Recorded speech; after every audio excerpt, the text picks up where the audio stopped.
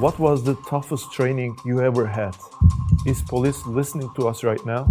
Did you have issues in the United States because you were Turkish and Muslim? All of a sudden we hear some like fast walking, running like sound upstairs. Like just like really, really fast. And the door opens and closes. What the heck? We must have forgotten something. Did you shoot that individual?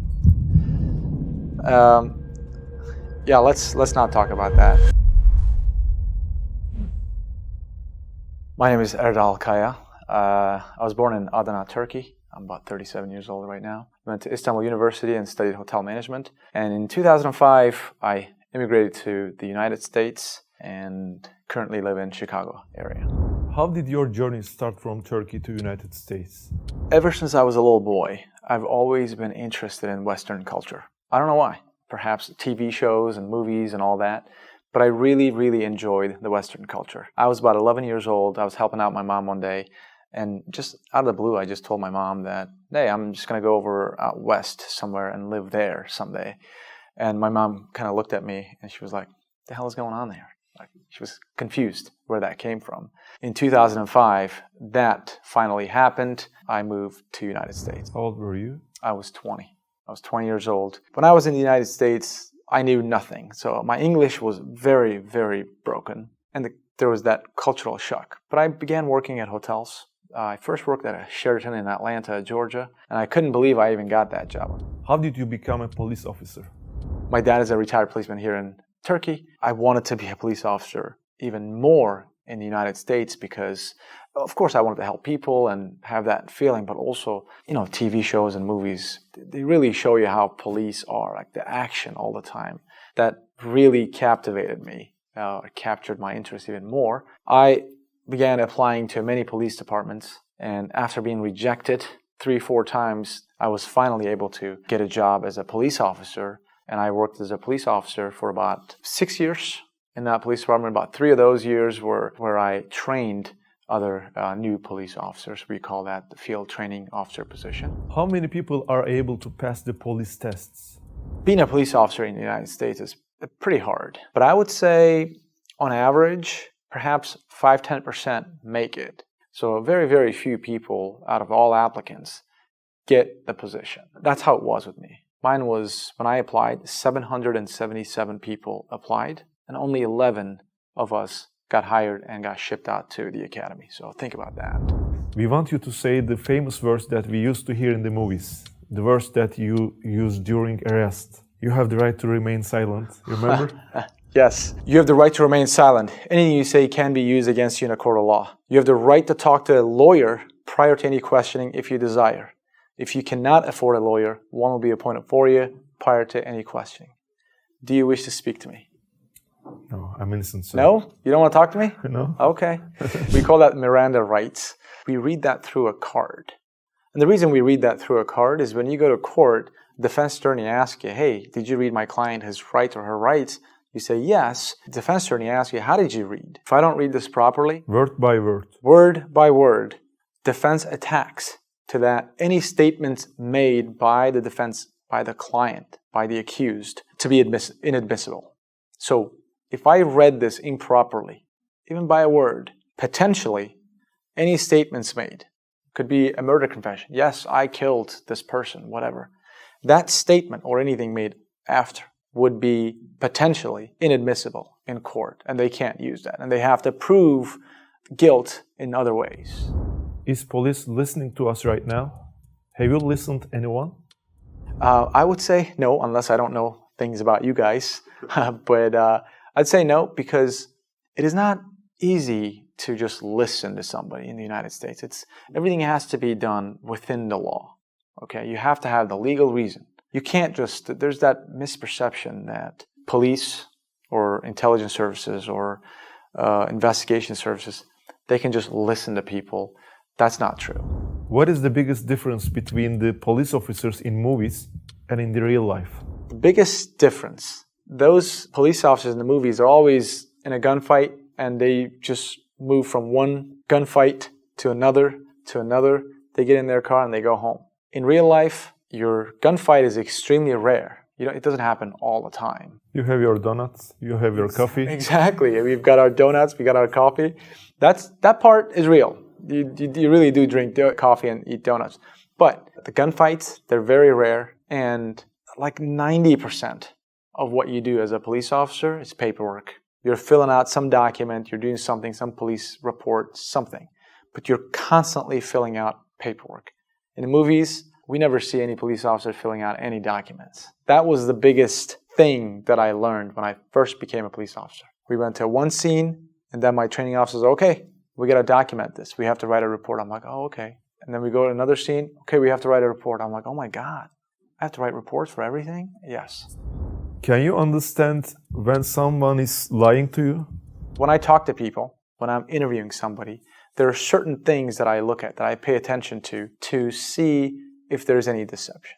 If you're talking to somebody who's very inexperienced in the criminal world, it would be a lot easier. But somebody who's experienced, a seasoned criminal, it would be much harder. There are ways to detect deception, for sure, in human psychology. But nobody can detect deception 100%. It's just impossible. How can you understand the difference between a person taking out his gun or his wallet? You can't. That's a very good question, actually. If my gun is back here, my wallet is back there, right? They're both right here. And you're a police officer.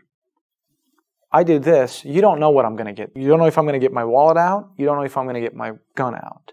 Everything is circumstantial. Totality of circumstances is extremely important. Why are you there? Who are you talking to? What are the circumstances? These are very important. Nothing is black and white. Everything is just gray. So if I'm fighting you, or I'm aggressive with you, and I do this, I'm sorry. A police officer's natural reaction will be like, that person's pulling out a weapon to use it against me. But if you're there, it's like, hey, sir, let me see your ID. Okay. When a person does this, you reasonably think the person is getting his or her wallet out. In the first situation, do you have the right to shoot that person? It's totality of circumstances what matters here. If I'm there, you're fighting me, you just hurt somebody or whatever, some violence is going on, and then you're now resisting me, and I get there, you just do this. Yes, police officer can reasonably shoot that person. What was the toughest training you ever had? Every single morning, 5 o'clock in the morning, you'd have to wake up and get screamed at and all the crazy military stuff. Go outside either to the gym or outside to the track, nonstop, no break. And on top of that, somebody's on top of you screaming and yelling at you nonstop. And you think that's over. No, it's not. You go inside and you try to get ready within 10 minutes. They give you about 10 minutes to shower, shave, put your uniform on, and line up outside. And you don't meet that deadline. It doesn't happen. And they know that. And because you didn't meet that deadline, they punish you. They're like, oh, you're late. Let's go back outside. And they punish you even more. What's the punishment? Punishment is very physical, high. Like, nobody beat you. Nobody touched you physically like that. But they punish you by doing a lot of physical activity. Another tough, very, very tough thing was psychological pressure. They scream and yell at you to your face. Like, their face is right here. That's their mouth right there. And they just scream and scream and scream every single day. That was really, really tough. But after like 26 weeks, I remember it was like week 20. 20 weeks I've been in there, and I was getting yelled at for something I did wrong, screaming and yelling. I was just not even hearing it anymore. To me, I was just paying attention to other things. Oh, what am I going to do this weekend? I'm going to get that coffee this time. So I wasn't even listening. It was just like that bad. But some people couldn't take it. So lots of people would just quit. Have you ever get to the point that I'm off to the limit when you were getting training? Absolutely. Every single day. Every single day I'd be like, I'm done. I just want to go home. I would tell myself. My partner was in the bottom bunk and he quit. Like week 6, he's like, I can't do this anymore. And he was a prior military guy. He's like, I can't do this anymore. It's too hard. It's like, you can't leave because you help each other. He makes my bed, I make his bed. So he quit, and lots of people quit. And I wanted to quit every day, but I didn't. What I learned in that academy was, no matter how badly you think that, that's it. I've got nothing left in the tank. I'm done. I can't do another push-up, or I can't do this anymore. You're about at 50%. You still have 50% to go. Did you ever have a task where you needed to be disguised or dressed as someone else? Yes, I did. A very high prostitution area in the city that I worked for. I would dress like somebody from the neighborhood, grow some beard, grab a beer in my hand, put a hat on and drive a car like that. But all the while, other police officers are watching me, and I would try to pick up prostitutes. Hey, how's it going? Are you working? And they would get in the car, the female ladies, talk to them. And then as soon as we would agree on a price, then I would give the signal to all the units in the area. They would understand the signal and they would pull us over. Because I'm driving a regular car, it's just like I'm a civilian person. A marked car, police officer with lights, would come pull us over. And when they pull us over, a police officer come to my door, hey, how's it going, whatever. And while we're talking, they do their quick investigation, they get us out of the car, basically arrest both of us, but the other person doesn't know that I'm a cop. For the most part. There's a couple of them, they realized, like as we would get pulled over, they would look at me like, oh my God, you're a cop. And they would try to jump out of the car and I'd just hold on to them and stuff like that. But for the most part, we would both get arrested, technically, and they would go to the car and then I'd get back in the car and just continue doing what I do. Yeah. You have been more than hundreds of operations. Have you ever lost a colleague? Yeah, I have. And it is Jamie Cox. This is in memory of Jamie, that I carry this on my wrist all the time. A great guy, just what a great guy. One day, Jamie, he conducted a traffic stop at like 1:30 in the morning at night.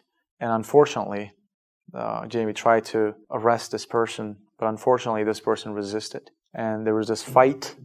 To be more detailed, the person did not have a driver's license. So it wasn't even anything crazy. Okay, it's not that the person was wanted for murder or anything like that. This person did not have a driver's license. It was a revoked license. And because of that, Jamie wanted to take this person into custody. And it wasn't a big deal. You just go downtown, you sign some papers, and you leave. It's really not that big of a deal. It's not like you stay in jail for that. And Jamie tried to handcuff this person, get him out of the car. And this person refused and resisted. And there was that fight. Jamie was hanging on to the driver. Jamie is trying to take the driver into custody, take the driver out of the car. The driver hits the gas and tries to leave while Jamie is trying to take him into custody. So Jamie is inside the suspect's vehicle. The suspect hits the gas and flees. All the while, Jamie is still hanging on to the car. So door is open. Jamie's hanging on to the door and the person. I don't know the details there. But the car just leaves the scene with Jamie. They go at a very high rate of speed.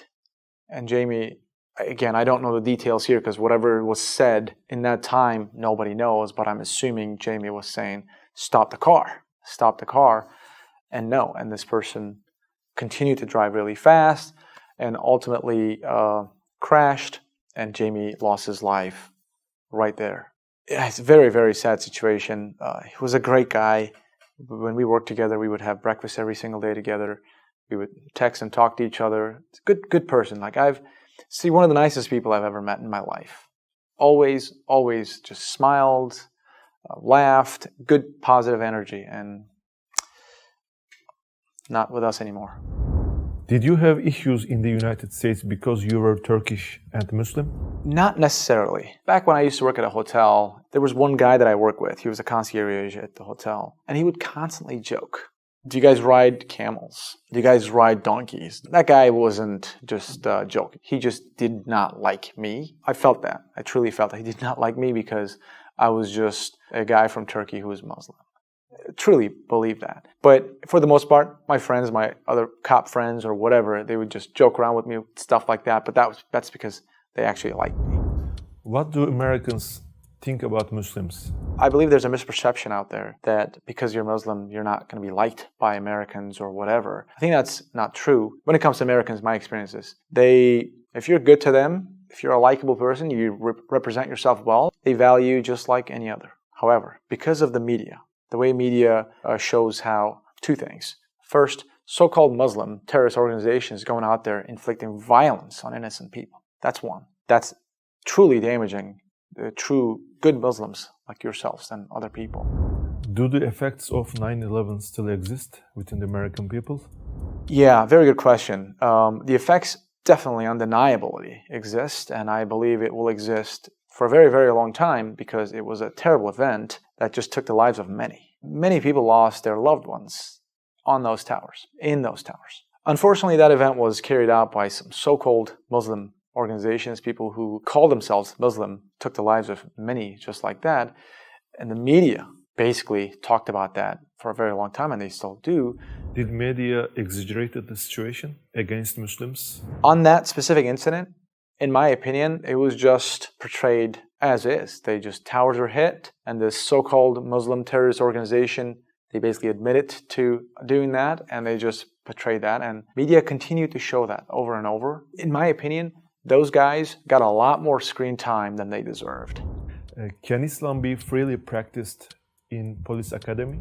In the United States, religion is very important to all the organizations that I work for. Can it be freely practiced? I think it would be really hard.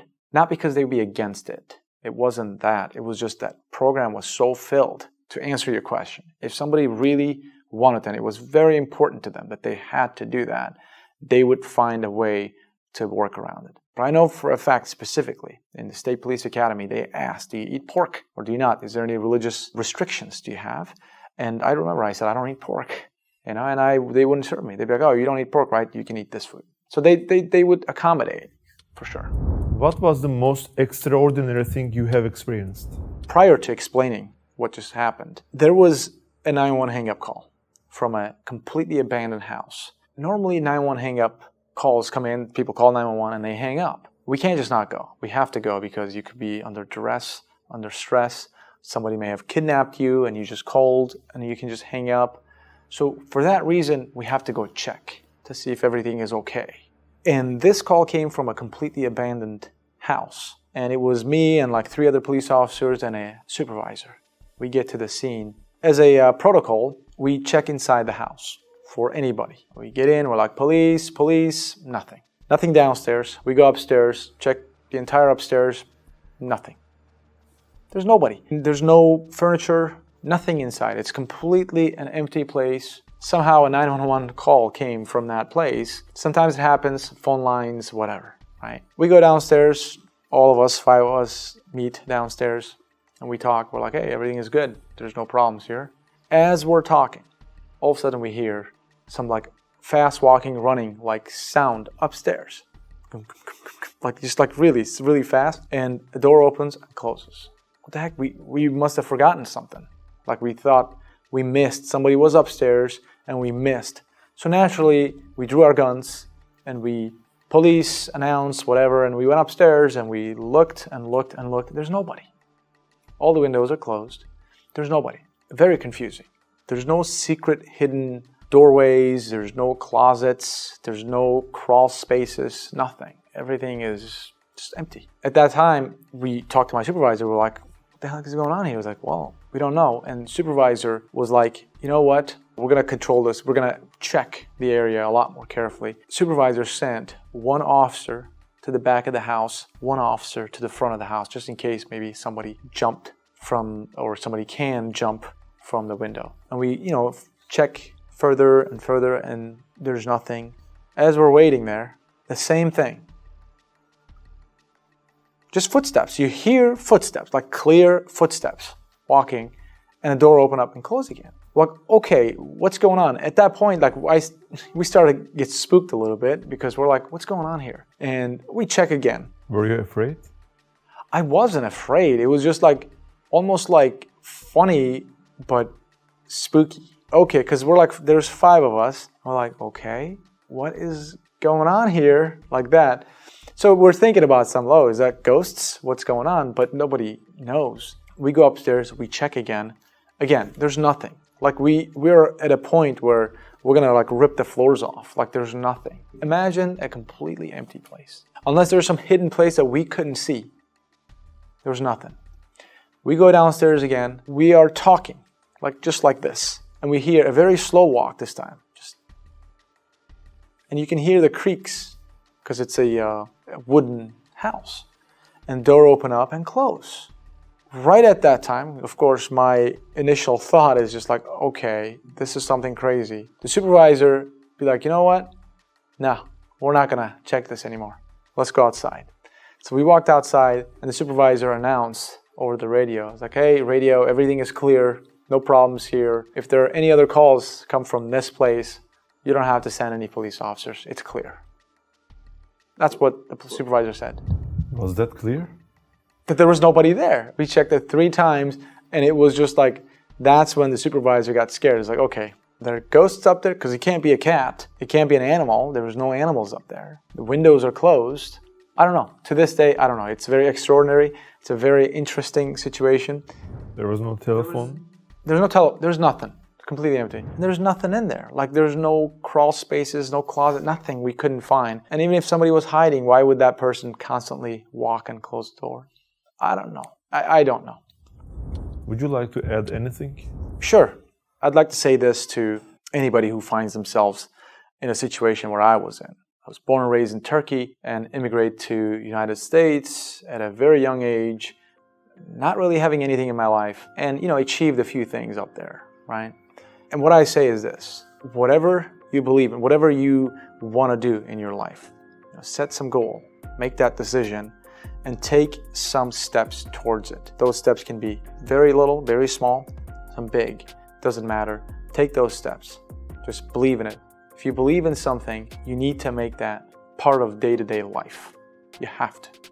That's what I did. I wanted to move to the United States, and that was part of my life every single day. I'd wake up thinking about that. I'd go to sleep thinking about that. I wanted to be a police officer. Go to sleep thinking about that. I'd wake up thinking about that. I look at life as like you drive on a forest road, right? Completely on a dark, moonless night. You turn your headlights off. What happens? Everything is pitch black. But does that mean that road is not there? No, the road is still there. So that's how I look at life. When you turn your car's headlights on, it shows about 100 meters out. It doesn't show your destination. It only shows about 100 meters out. That's how I look at life. You don't have to see the end. Just take some step towards your dreams or whatever your dreams are. You'll just see a little bit. Just start taking steps towards it. As you drive, you'll see another 100 meters. You'll see another 100 meters until you get to your destination. Just because it's dark doesn't mean the road is not there. It's there. Just have some faith. Believe in yourself. Just take some steps towards it. Thank you. Thank you. And it's definitely a pleasure to be here. And I'm very honored to be among you guys. Thank you. Thank you so much for inviting me.